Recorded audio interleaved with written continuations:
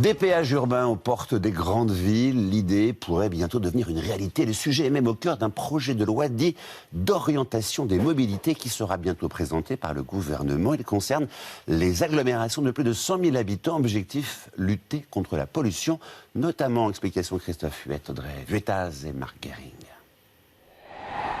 C'est un projet de loi toujours en discussion qui offre aux grandes villes une nouvelle possibilité, filtrer le flot de voitures. Dans les agglomérations de plus de 100 000 habitants, une taxation des déplacements peut être instituée pour limiter la circulation automobile et lutter contre la pollution et les nuisances environnementales.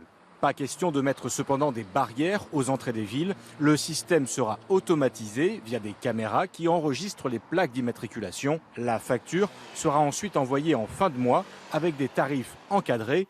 2,50 € maximum pour les villes de plus de 100 000 habitants, 5 € pour les agglomérations de plus de 500 000 habitants. Le prix pourrait monter jusqu'à 20 € pour certains véhicules comme les camions, ce qui hérisse les opposants aux péages urbains. Vous pouvez avoir la voiture la plus pourrie et la plus polluante de la Terre.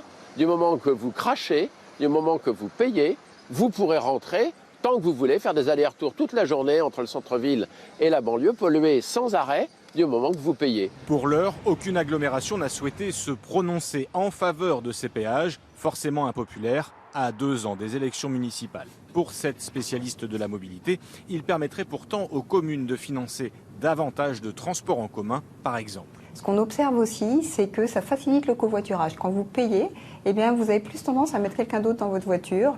Il y a des statistiques qui montrent que quand c'est gratuit, il y a 4% de covoitureurs et quand c'est pas gratuit, il y a 20% de covoitureurs. Instauré à Londres en 2011, sans résultat notable sur la baisse de la pollution de l'air, les péages ont en revanche fait leurs preuves à Milan ou Stockholm. En France, le projet de loi sera présenté le mois prochain au Conseil des ministres pour un passage devant l'Assemblée nationale, sans doute au printemps.